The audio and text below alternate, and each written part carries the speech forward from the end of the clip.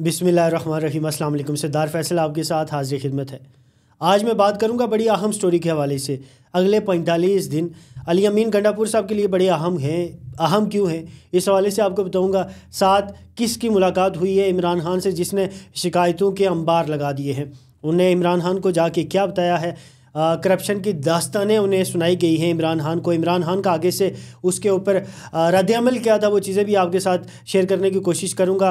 किस किस मिनिस्ट्रीज़ के हवाले से बात की गई है कि वहाँ करप्शन जो है वो हो रही है और कोई रोकने वाला नहीं है। सबसे पहली बात यह है कि इमरान खान का सबसे बड़ा और बड़ा अहम आदमी, पुरइत्माद आदमी आप कह सकते हैं, जिन पर वो ट्रस्ट करते हैं, यकीन करते हैं, उनकी गुज़िश्ता दिनों मुलाकात होती है इमरान खान से और वो करप्शन की दास्तानें सुनाते हैं। उसके बाद इमरान खान जैसे वो गुस्से में आते हैं, तिलमिला उठते हैं और उसके बाद वो कहते हैं कि ये कर दो। उनका हुक्म क्या था वो हुक्म भी आपके सामने रखूँगा।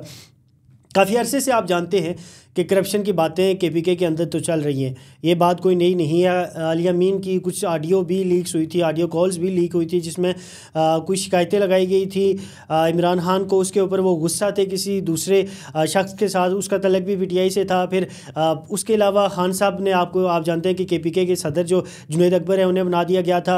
अली अमीन उस पर भी कहा यह जाता है, मतलब ये खबर तो ठीक है, समी इब्राहिम की ये खबर है जो सीनियर एंकर पर्सन तजियाकार हैं। उन्होंने कहा था कि जी अली अमीन ने आगे से थोड़ा सा नाराज़गी का इजहार इस बात पे किया कि जी आपने मेरे सर से मेरे पगड़ी उतार दी है, ऐसा नहीं करना चाहिए था। फिर उसके बाद खान साहब ने उन्हें कहा कि जो मैंने कहा है आप वो करें, और उसके बाद उनका नोटिफिकेशन जारी हुआ था। उसके बाद उन्हें पब्लिक कमेटी का जो आपको पता है चेयरमैन भी बना दिया गया था। फिर मुख्तलिफ बातें चल रही हैं कि जी रमज़ान के बाद जो है वो पीटीआई जो आप कह सकते हैं कि एहतजाज जो है वो दोबारा से करेगी, जो केपीके के रास्ते हैं पंजाब की तरफ से जाते हैं वो बंद कर देगी और वापस क्या वो डी चौक पहुँचेगी। जुनैद अकबर उसको सदारत करेंगे, कौन लेके आएगा, क्या हो सकता है मुमकिन है, ये तमाम चीज़ें आपके साथ मैं शेयर करूंगा। कौन जाके मिला है जिसने खान साहब से ये तमाम बातें की हैं, और उससे पहले जो जाके खान साहब से बातें करते थे, बताते थे कि ये केपीके में हो रहा है, तो अली अमीन साहब उनसे नाराज़ नज़र आए। लेकिन क्या अभी मौजूदा क्या हो सकता है, ये तमाम चीज़ें आपके साथ शेयर करूँगा। तो अभी मैं अपनी खबर की तरफ आता हूँ। सरबराह एहतसाब कमीशन जो खान साहब ने बनाया हुआ है, काजी अनवर साहब उसके जो है वो चेयरमैन हैं, सरबराह हैं। वो बड़े आप कह सकते हैं कि काफ़ी उम्र के हैं और कहा ही जाता है कि बड़े अच्छे आदमी हैं, दयानतदार हैं, ईमानदार हैं। उनकी जो नदीम मलिक साहब प्रोग्राम करते हैं, सीनियर एंकर पर्सन हैं, तजियाकार हैं।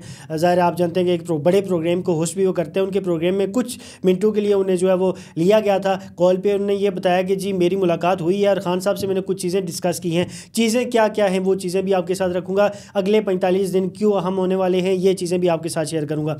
कहा यह जाता है कि उन्होंने स्पेसिफिकली जो है वो दो चीज़ों के हवाले से ज़्यादा बात की। एक ये कि जो गंदम का स्कैंडल आया था केपीके का, उन्होंने कहा जी कि हमारे पास जो गंदम लाई गई, सबसे पहले उसमें क्वालिटी का मसला था, क्वालिटी पे कंप्रोमाइज़ किया गया। उसके बाद उन्होंने कहा जी कि जब गंदम मंगवा ली गई तो क्वांटिटी पूरी हो गई, उसके बाद एक्स्ट्रा गंदम मंगवाने की क्या ज़रूरत थी।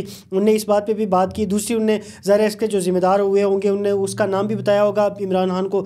उसके अलावा जो हेल्थ का सेक्टर है, हेल्थ की मिनिस्ट्री है, उसके हवाले से भी उन्होंने अपने तहफ़्फ़ुज़ात का इज़हार किया खान साहब के साथ। खान साहब ने ओपन कहा, ये जाता है कि खान साहब बड़े गुस्से में लाल पीले हो गए, उठ के वो खड़े हुए। उन्हें अपने अंदाज़ में जैसे वो उंगली उठा के बात करते होते हैं कि जी आप सबको ये फारिग करो, ये जितने भी मिनिस्टर्स हैं जो करप्शन में इन्वॉल्व हैं या जिनकी मिनिस्ट्री नाक के नीचे ये चीज़ें हो रही हैं, हो सकता है वो ख़ुद भी इन्वॉल्व ना हो, लेकिन जिनके नाक के नीचे ये चीज़ें हो रही हैं इन सबको फारिग कर दें। और ये सबसे हार्ड स्टांस जो है वो खान साहब की तरफ से लिया गया। आप जानते हैं कि खान साहब अडियाला में हैं, ज़ाहिर बाहर जो उनके मुकर्ररा लीडर्स हैं जो पार्टी को लेके चल रहे हैं, वो मिनिस्टर्स की सूरत हो या दीगर क़यादत की सूरत हो, उनसे खान साहब उस तरह से खुश नज़र नहीं आते।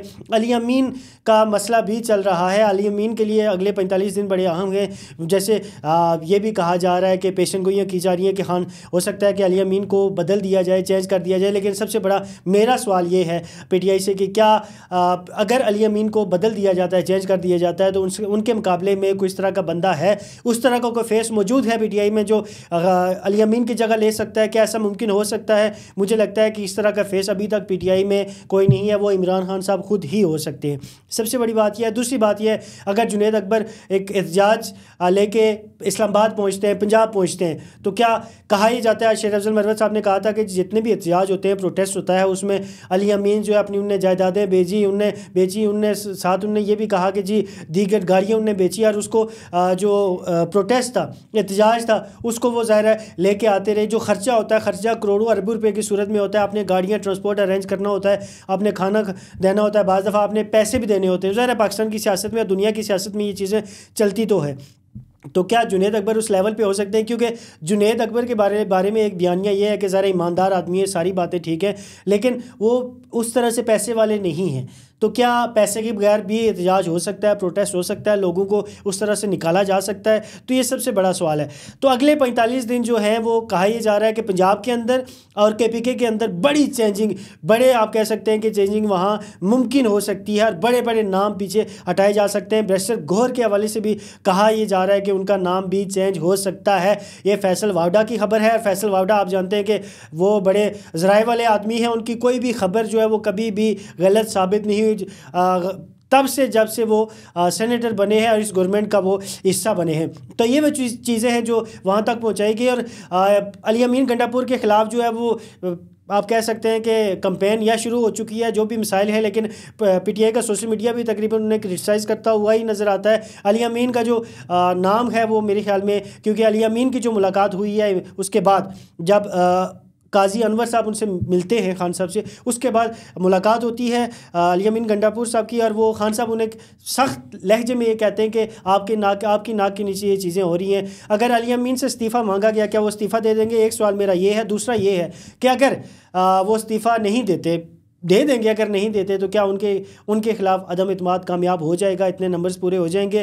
तो ये सबसे बड़ी बात है और ये सबसे बड़ा सवाल है कि PTI के अंदर क्या होने वाला है। क्या कोई बड़ा लावा जो है वो वहाँ फट सकता है? कोई बड़ा मामला जो है वो ख़राब हो सकता है? क्या कुछ नई चीज़ें सामने आ सकती हैं? क्योंकि इमरान खान का जो बयानिया है वो करप्शन से पाकिस्तान बयानिया है। वो जो बयानिया बनाते हैं कि जी मैं करप्शन फ्री पाकिस्तान चाहता हूँ, करप्शन फ्री KPK, लेकिन उनकी नाक के नीचे ही उनके वुज़रा जो है, नाक के नीचे आप नहीं कह सकते, लेकिन उनकी अपनी क़यादत ज़ाहिर है, उन्होंने अपनी सेटअप सारा वहीं लगाया हुआ है। 15 से 18 साल से वो KPK के अंदर जो है उनकी गवर्नमेंट मौजूद है। तो अगर करप्शन हो रही है, उनकी ही जो साहब ब्यूरो के आप कह सकते हैं कि सरबराह हैं, चेयरमैन है, उनकी तरफ से ये खबर है, ये मेरी खबर नहीं है, और उन्होंने इस चीज़ का इंशाफ नदीम मलिक साहब के प्रोग्राम में किया है। ये वो चीज़ें थी जो आपके सामने रखनी थी। और क्या अली अमीन से इस्तीफ़ा मांगा जा सकता है? ये सवाल मैं आपके लिए रख के जा रहा हूँ। सरदार फैसल को इजाज़त दीजिएगा। अल्लाह निगहबान।